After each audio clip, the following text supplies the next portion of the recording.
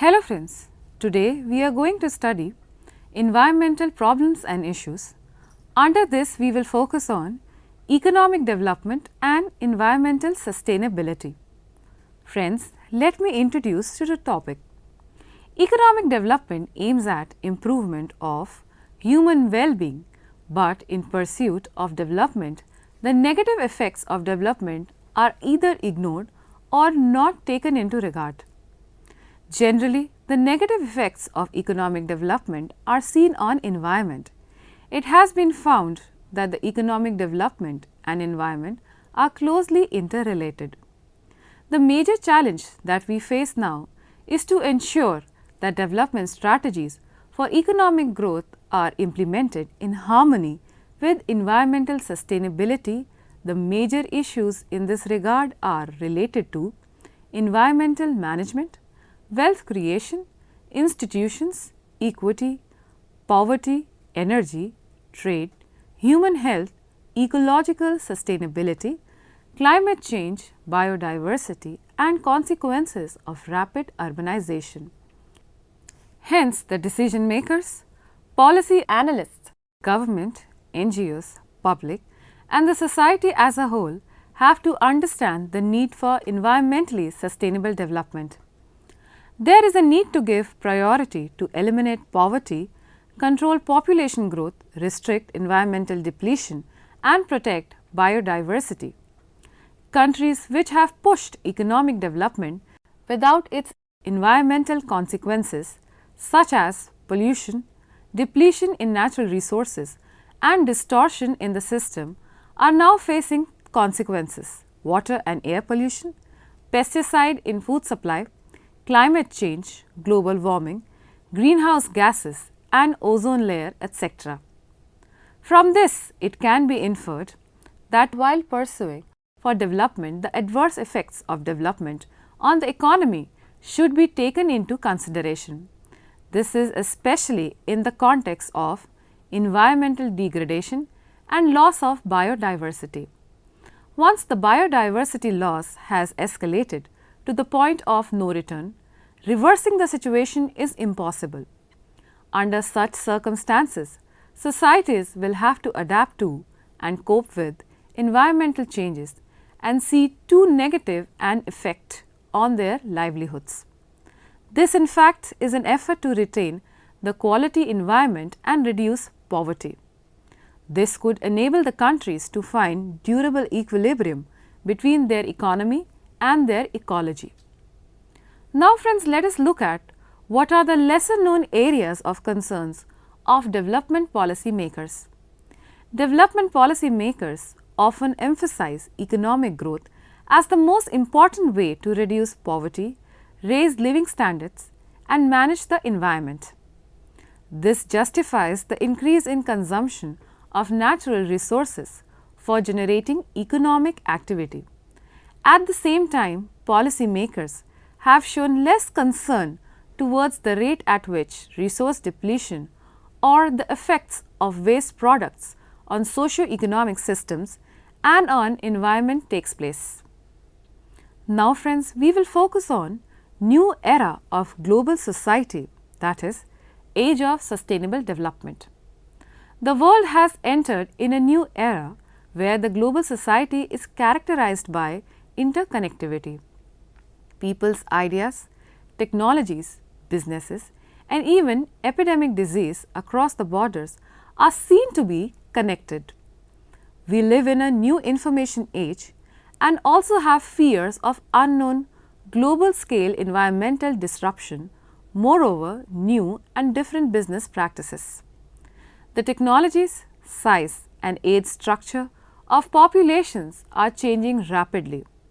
We now have new opportunities and we face new risks. Sustainable development focuses on the interlinkages of economic, social and environmental changes and a way of describing our shared aspirations for decent life, combining economic development, social inclusion and environmental sustainability. This new era could be described by new global goals, namely Sustainable Development Goals or in short SDGs. The novelty of this era is the fact that leading geoscientists have coined the term Anthropocene with the Greek roots meaning human made, that is, anthropo, and new means seen.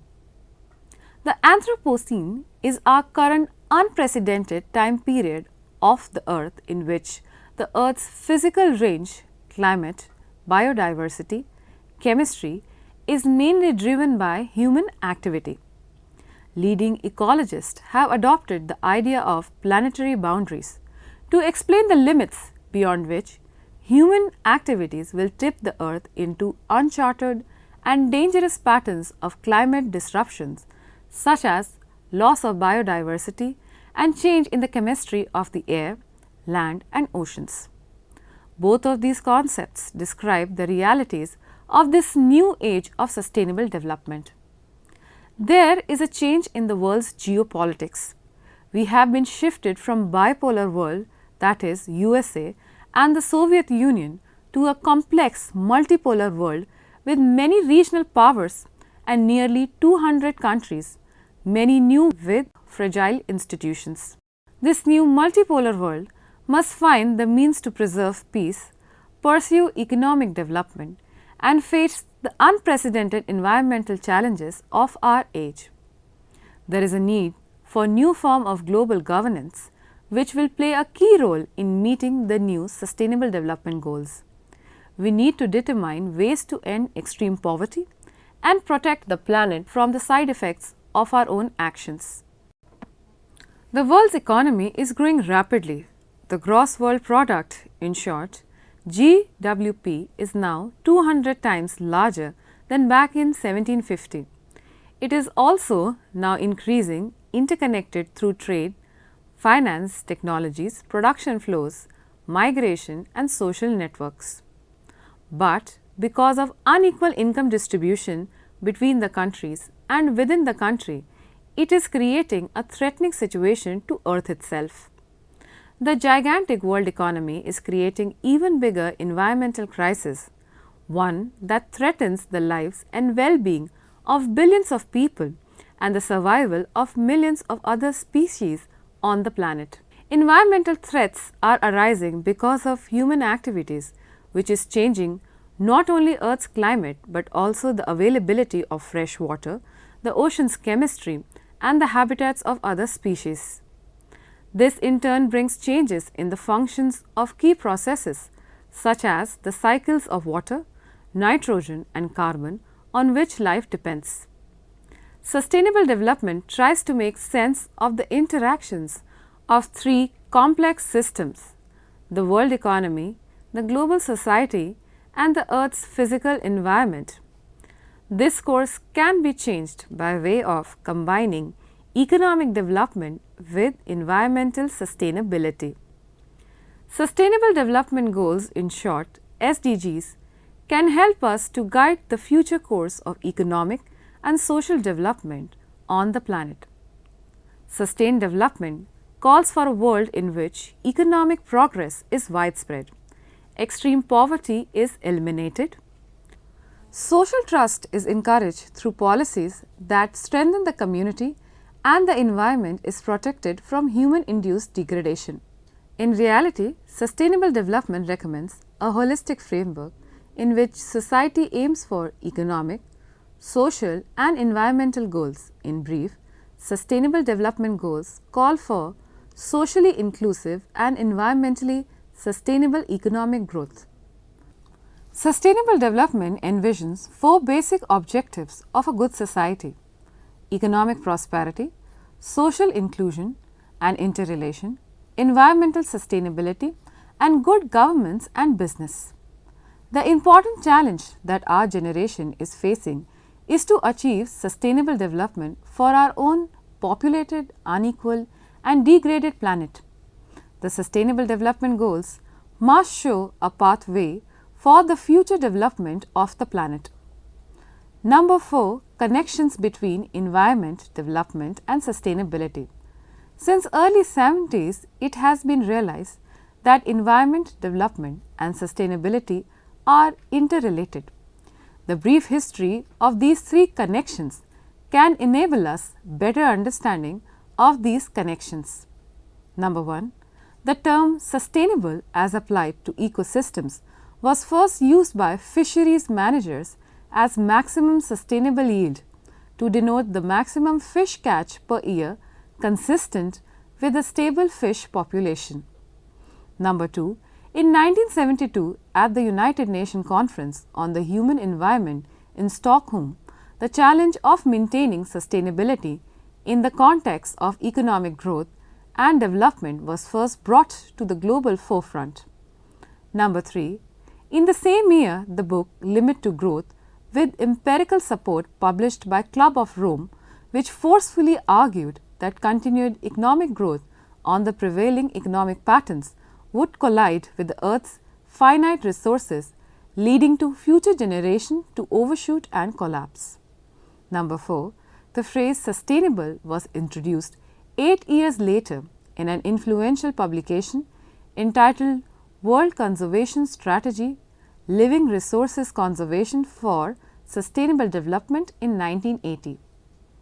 This path-breaking publication mentions that human beings in their quest for economic development and employment of the riches of nature must come to terms with the reality of resource limitation and the carrying capacity of ecosystems, and must take into account of the needs of future generations.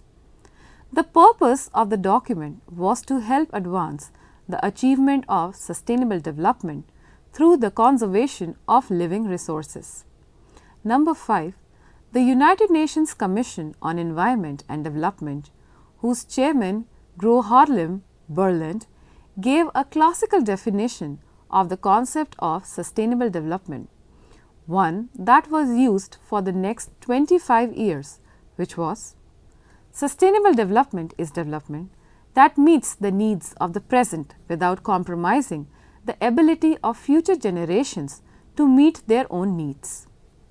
This innovative definition of sustainable development captured the concept of intergenerational natural resource distribution. Number 6. One of the key principles of Rio Declaration in 1992 was that development today must not threaten the needs of present and future generation. Point 7. In the literature on sustainable development over time, we find that its definition changes its dimensions and evolution into more practical approach. It focuses less on intergenerational needs and more on the holistic approach, linking economic development, social inclusion, and environmental sustainability. The United Nations World Summit on Sustainable Development, in short WSSD, in Johannesburg in 2002, came out with plan of implementation and emphasized the integration of the 3 components of sustainable development, such as economic development, social development, and mutually reinforcing pillars. The concept of intergenerational justice remains, but it is now secondary to the emphasis on holistic development that embraces economic, social, and environmental objectives. Number 8. The holistic version of sustainable development was again emphasized in a comprehensive manner in Rio +20 Summit in 2012, in which we focused on the future we want, that puts the aim of sustainable development in this way. We also reaffirm the need to achieve sustainable development by promoting sustained, inclusive, and equitable economic growth, creating greater opportunities for all, reducing inequalities, raising basic standards of living, fostering equitable social development, and inclusive and promoting integrated and resources and ecosystems that supports inter alia economic, social, and human development while facilitating ecosystem conservation, regeneration, and restoration and resilience in the face of new and emerging challenges. The Sustainable Development Goals shown in this document are to be based on 3-part framework. The Sustainable Development Goals were announced in The Future We Want. The SDGs should address and incorporate in a balanced way all three dimensions of sustainable development and their interlinkages. We also underscore that sustainable development goals should be action-oriented, concise, and easy to communicate, limited in number, aspirational, global in nature, and universally applicable to all countries, while taking into account different national realities, capacities, and levels of development and respecting national policies and priorities.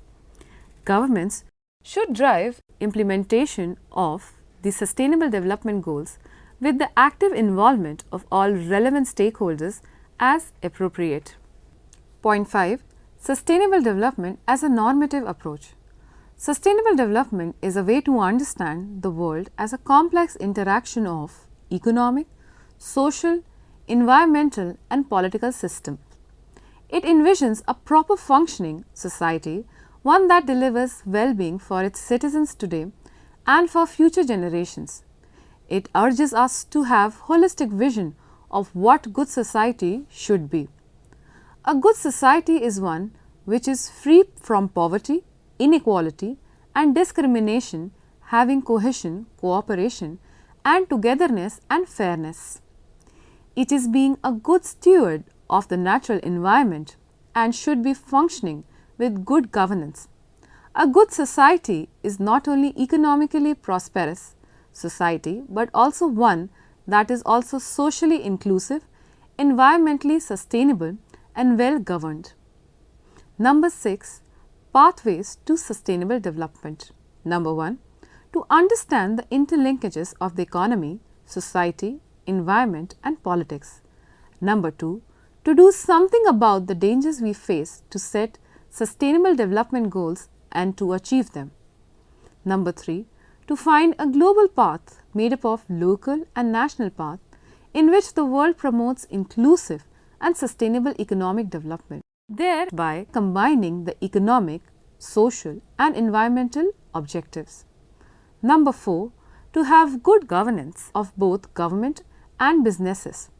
This would take care of the rule of law, accountability, transparency and responsiveness to the needs of stakeholders.